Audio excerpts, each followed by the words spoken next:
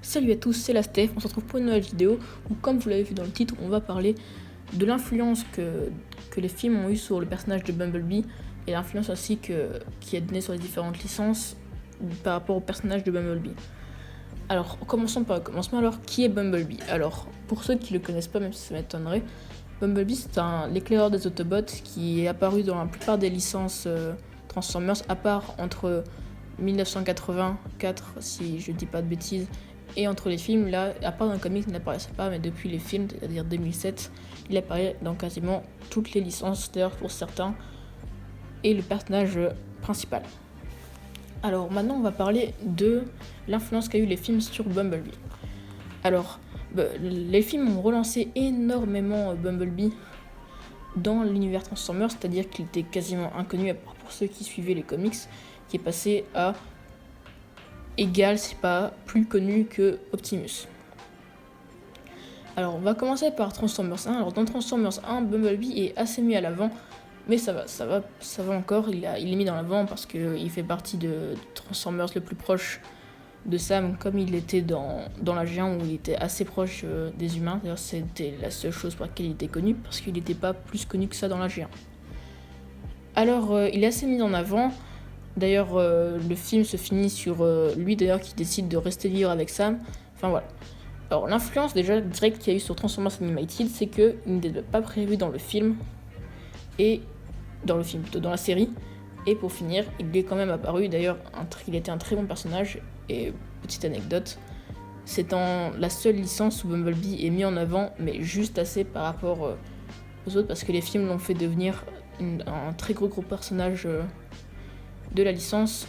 Et voilà. D'ailleurs on le voit parce que dans Transformers Prime par exemple, dans Transformers Cyberverse, dans Transformers Cyberverse je crois qu'il a sa voix, j'en suis pas sûr.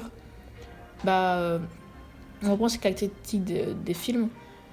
La la voiture de sport on va dire, et qui ne sait plus parler. Par rapport à Transformers Animated où lui qui sait encore parler, il n'est pas la voiture de sport, c'est une voiture de police. Voilà. Dans Transformers 2 il est tout de suite un peu plus mis en avant, parce que ça marche. Ils l'ont vu dans Transformers 1 que Bumblebee est devenu très populaire, que ses figurines se sont vendues énormément. Du coup, ils le mettent encore en avant, mais là, ça va encore. Il tient encore principalement son rôle de Autobot assez faible qui reste près de Sam principalement. Transformers 3, ça devient déjà un petit peu plus spécial. Parce que déjà, Transformers Prime est sorti entre eux. Et dans Transformers Prime, dans la première partie, ça allait. Honnêtement, Bumblebee était présent, mais pas trop. Juste la caractéristique qui n'avait pas sa voix, un peu gênante, parce que voilà, c'est tenu des films.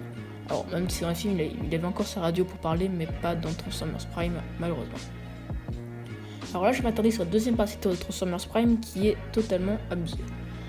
Alors, dans la deuxième partie de Transformers Prime, non, c'est pas abusé, je retiens sur mes mots, mais on va dire qu'on donne plus d'importance à Bumblebee.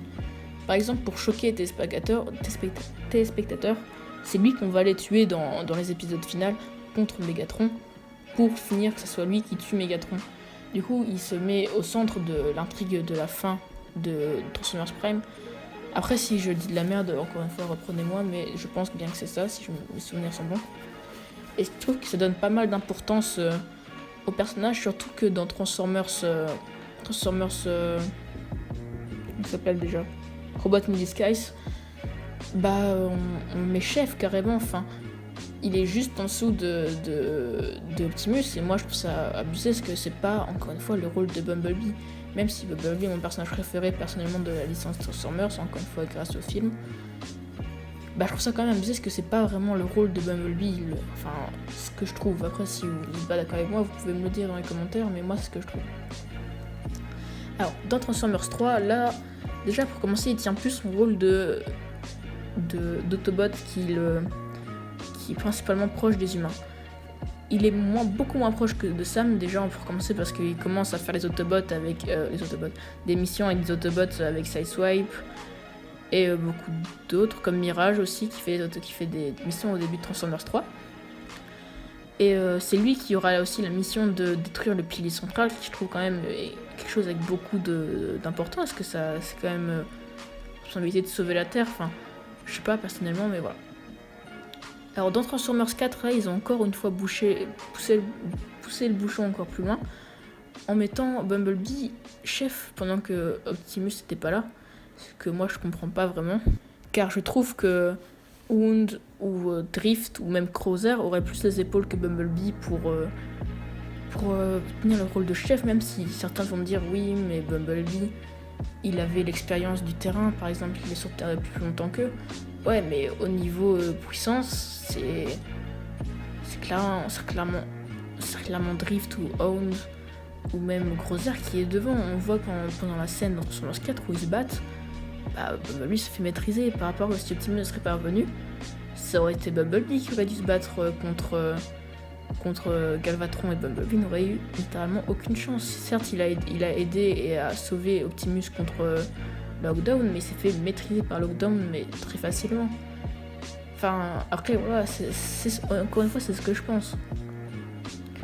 Après, dans Transformers 5, dans Transformers 5, eh bien, Transformers 5, ils le mettent encore une fois chef des Autobots, ce que je trouve abusé, parce que là, il n'y a même plus l'excuse de ouais, le terrain, ils ont plus d'expérience. Non, parce que maintenant, Drift, Hound et Cruiser ont plus d'expérience, enfin pas plus d'expérience, mais ont de l'expérience aussi, et sont toujours plus puissants. Et le fait qu'il aille se battre contre Optimus, bon, ça, personnellement, j'ai rien à dire sur ça, c'est juste. Enfin, voilà. Et en plus, ce que je trouve bizarre, c'est qu'il a quand même réussi à lui résister pendant un certain temps, alors qu'Optimus, c'est quand même plus puissant que Bumblebee. Enfin, voilà. Alors maintenant, parlons de l'influence qu'a eu ces 5 films sur le reste. Alors, on a Transformers Robots in Disguise qui est sorti certes avant le 5e film. C'est mauvais. Je dis pas que c'est parce que Bumblebee est chef des Autobots, non, mais c'est mauvais. Bumblebee est devenu enfantin par rapport à Transformers Prime. Transformers Prime qui était quand même mieux et plus sérieux que Robots in Disguise, qui fout en l'air tout ça, parce que voilà. Et encore une fois, si on met Bumblebee chef, c'est parce que Bumblebee il est au même niveau qu'Optimus. Du coup, on met là pour que les gens voient qu'il est là et les gens aient envie de regarder la série parce que ce sont leurs personnages préférés. Enfin, après, moi, c'est ce que je trouve. Mais voilà. Après Transformers Cyberverse, je l'ai regardé, même si c'est un peu une série plus enfantine. Là, je trouve que Bumblebee est pas spécialement mal utilisé. Mais il est pas non plus tout le temps là, même si c'est le personnage principal, il est pas là tout le temps. Et après, là, ils ont fait un film en premier sur Bumblebee, à la place de faire un film en premier sur Optimus. Alors c'est à ce moment-là qu'on voit que chez Hasbro, ils ont compris que Bumblebee avait une grande importance dans la licence Transformers, c'est qu'il fallait le mettre là. Alors, le film Bumblebee, personnellement, je l'ai vraiment bien aimé. Et voilà.